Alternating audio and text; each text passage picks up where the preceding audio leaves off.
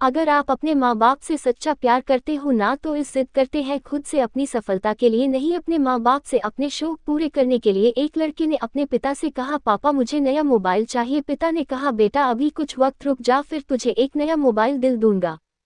बेटे ने कहा आपके पास मेरे लिए कभी पैसे नहीं होते हैं, मेरे सब दोस्त अच्छे रहते हैं, किसी के पास कोई कमी नहीं है, केवल मेरे पास ही हर चीज़ की कमी होती है। अब आप बच्चे पैदा करना बेहद आसान है लेकिन उन्हें पालना बेहद मुश्किल। जब आप मेरी ज़रूरत पूरी कर ही नहीं सकते तो क्या मतलब इस घर में रुकने का। मैं घर छोड़कर जा रहा हूँ। बेटा रुक जा, मेरी बात तो सुन, हम तुझे दिल देंगे। माता और पिता ने बेटे को रोकने और समझने की काफ़ी कोशिश की लेकिन वो नहीं रुक। गुस्से में उसने बैग पैक किया और घर से निकाल पड़ा।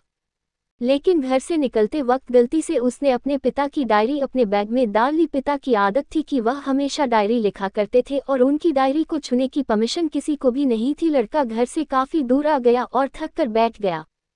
जब उसने वो डायरी देखा तो उसने सोचा आखिर मिल ही गया खजाना। आज पता चल जाएगा कि मेरे पिताजी ने कहाँ कहाँ दौलत छुपा रखी है और उन्हें किन किन लोगों से पैसे लेने हैं और सरा का सरा लेखा झुका। आज मुझे मिल जाएगा। बेटे को लगा इस डायरी में पिताजी की सारी लेन देन का हिसाब होगा। जैसे ही लड़के ने उस डायरी को पढ़ना शुरू किया उसकी आंखों से आंसू बहाने लगे। डायरी की शुरुआती पन्नों में बेटे को जो बाइक दिलाई थी उसका हिसाब लिखा था जिसकी ईएमआई पिताजी अभी तक चुका रहे थे। दूसरे पन्नों में उसके कॉलेज की फीस और एडमिशन का कर्ज लिखा था कि इन लोगों को इतने पैसे वापस देने हैं और सबसे आखिरी पन्ने पर लिखा था कि बेटे को अब मोबाइल दिलाना है, उसके लिए मुझे कौन कौन उधार दे सकता है। उन सभी लोगों के नाम लिखे हुए थे।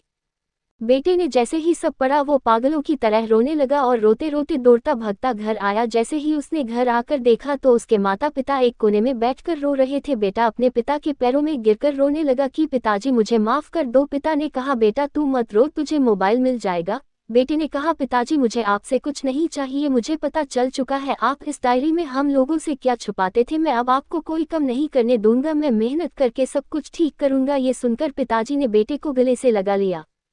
दोस्तों, माँ बाप अपना पूरा जीवन अपनी पूरी खुशी अपने बच्चों के लिए कुर्बान कर देते हैं लेकिन कुछ बच्चों को लगता है कि माँ बाप ने उनके लिए कुछ नहीं किया। वह कभी आपको अपनी समस्या नहीं बताते, भले ही वह कितनी ही बड़ी समस्या से गुजर रहे हो। रिश्तेदार भी उन्हें नीचा दिखाते होंगे तो भी वो सह लेते होंगे, लोग भी ताने मारते होंगे तो भी वो सह लेते होंगे, लेकिन आपसे अपनी समस्या कभी शेयर नहीं करते क्योंकि वो आपको कभी दुखी नहीं देखना चाहते हैं। अब आपका फर्ज बनता है अपने माँ बाप को अच्छी तरह रखना और उन्हें सुख देना ताकि वो भी अपने जीवन का बचा हुआ समय सुख में गुजर सके। यदि आप अभी भी नींद में सोए हो तो आप जग जाइए और अपने शौक पूरे करने पर नहीं अपना करियर बनाने पर ध्यान दीजिए, क्योंकि अगर आप अपने माँ बाप के रहते कुछ नहीं कर पाए तो बाद में आप सोने का महल भी बना लोगे ना, उसमें भी आपको नींद नहीं आएगी।